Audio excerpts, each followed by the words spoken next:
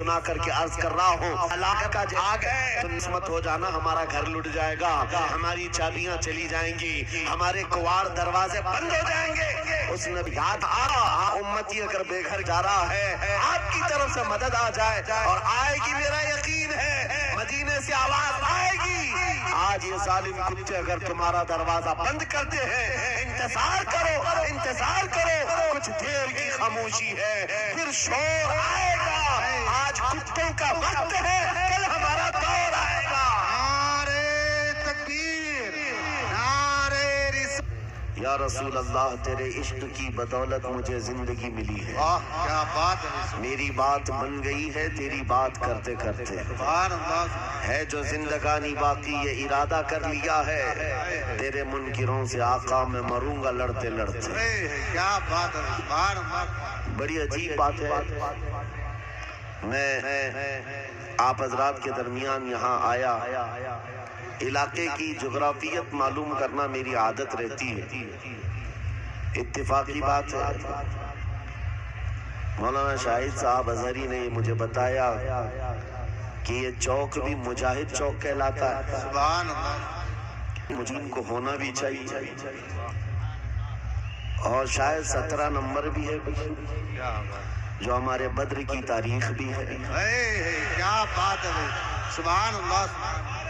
جہاں 17 نمبر بدر کی تاریخ یاد دلائی جائے اور نام بھی مجاہد ہو تو وہاں کے بندے کو بزدل ہونا زیب نہیں دیتا۔ کیا بات ہے، نعرے تکبیر، نعرے رسالت، لبیک یا رسول اللہ، لبیک یا رسول اللہ۔ اے سنی نوجوانوں، آپ کے اس جلسے پاک میں آنے سے قبل ڈاکٹر سمیع صاحب نے مجھے یہ حالات بھی سنائے اور بتا رہے تھے کہ یہاں کس طرح کی واہیات اور خرافات بھی چل رہی ہیں، لیکن ساتھ میں ایک افسوسناک خبر یہ بھی ملی کہ ایک اتنا بڑا گنجان آباد علاقہ جس پر ظالموں کی بری نظر لگی ہوئی ہے اور وہ تمہارے گھروں سے تمہیں بے گھر کرنے کی کوشش میں لگے ہوئے ہیں، ایک بات یاد رکھو، میں آج کے اس منبر سے انہیں پیغام دے کر کے جاتا ہوں، تم کیا تمہارے باپ داداؤں نے بھی اکھاڑنے کی کوششیں کی ہیں؟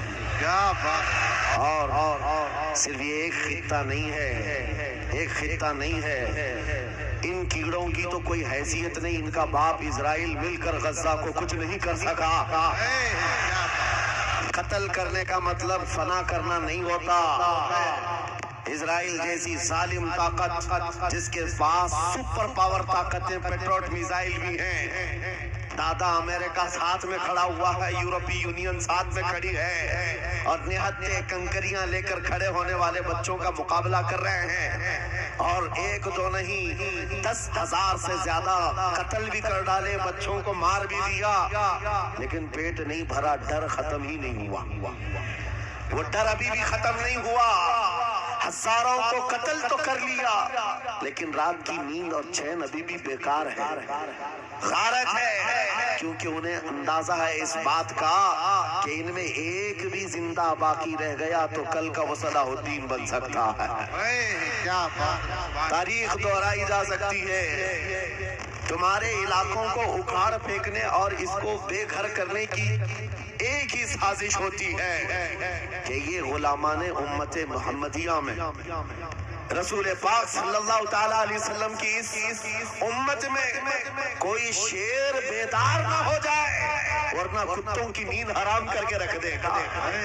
کیا بات، میرے عزیزو، اپنی ویلیو سمجھو، اپنی حیثیت سمجھو، جب تمہارے ساتھ بری نظر لگ جائے تو تمہارے عروج و ارتقاء کی منزلیں شروع ہو جاتی ہیں۔ ان ظالموں کو یہ تاریخ یاد ہونا چاہیے کہ جب میرے خواجہ سرکار غریب نواز ہندوستان تشریف لائے تھے، ان کے آنے کے بعد جو کچھ بھی ان کے ساتھ کیا گیا، ان کے باپ داداؤں نے تاریخ بتائی ہوگی، غریب نواز کو نکالنے کے لیے، ان کی جھوپڑی اجاڑنے کے لیے، ان کے خیمے کو توڑنے کے لیے یہاں تک کہ سرکار غریب نواز جس درخت کے نیچے بیٹھے وہاں سے اٹھوا دیا، کیا کیا نہیں کیا، لیکن آج تاریخ 800 سال کے بعد بھی سناٹے دار تھپڑ مار کر کے بتا رہی ہے جس کو تم یہاں سے بے گھر کرنے کی کوشش کر رہے تھے، اللہ نے اسے ایسا بادشاہ بنایا تمہاری حکومتیں 5 سال کے بعد ڈھیل ڈول ہونے لگتی ہیں، اور اس مرد قلندر کی حکومت 800 سال سے چل رہی ہے، وہ بھی گردنوں پر نہیں لاکھوں دلوں پر حکومت قائم ہے۔ کیا بات ہے بھائی، سبحان اللہ۔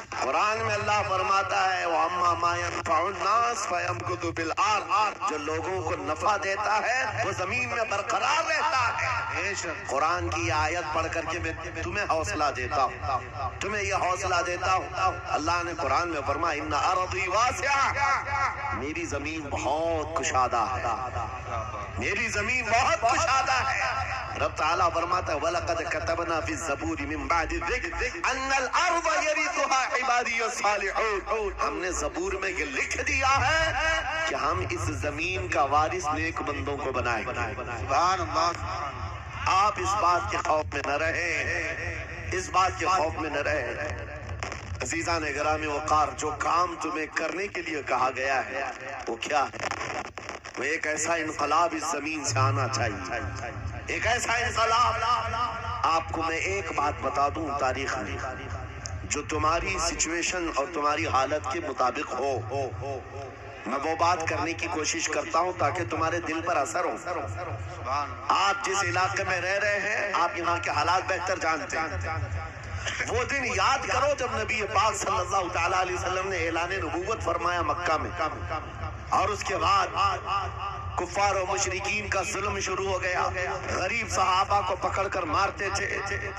حضرت بلال حبشی، حضرت خبیب بن عدی، حضرت خباب بن العرد، حضرت زید بن دسنا، حضرت عمار بن یاسر، یہ وہ صحابہ ہیں جن کو صرف مارا نہیں گیا ہے، آگ میں تپایا گیا ہے، سب کر لیا۔ موب لنچنگ مکہ کے ظالم کرتے تھے بہت، اور ایک دن ایسا آیا، توجہ میں جو کہنے جا رہا ہوں، نبی پاک صلی اللہ تعالیٰ علیہ وسلم حرم پاک میں داخل ہوئے، مسجد حرم میں آئے، خانہ کعبہ کی چابی اس وقت عثمان بن شیبہ کے پاس ہوا کرتی تھی جو ایمان لائے ہوئے نہیں تھے، یہ حضرت عثمان غنی نہیں ہے، وہ دوسرے عثمان ہیں۔ عثمان بن شیبہ کے پاس کعبے کی چابی ہوتی تھی، حضور پاک صلی اللہ علیہ وسلم نے ان کے پاس آ کر کے کہا عثمان کعبے کی چابی دو، دروازہ کھول کے میں اندر جانا چاہتا ہوں۔ انہوں نے کہا نہیں، تم ہمارا دین چھوڑے ہوئے ہو، ہمارے دین سے تم برگشتہ ہو، میں تمہیں کعبے میں اندر آنے نہیں دوں گا۔ کس سے کہا؟ کائنات کے آقا و مولا رسول اللہ۔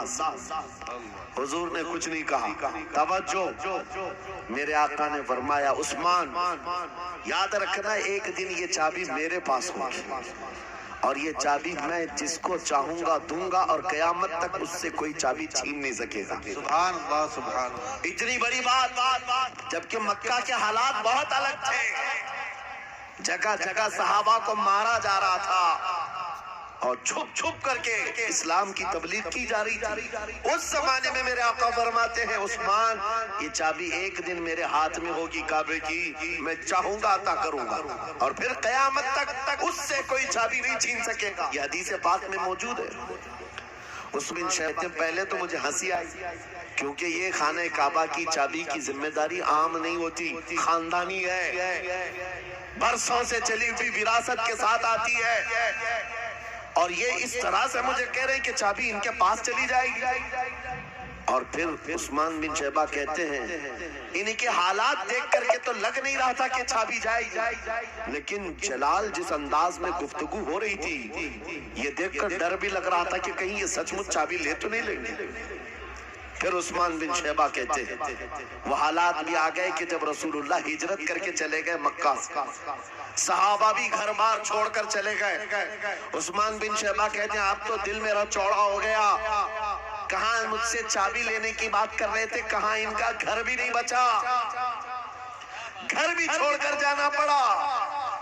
اگر کل تمہارا گھر چھوڑ کر جانا پڑے تو میری یہ بات یاد رکھنا،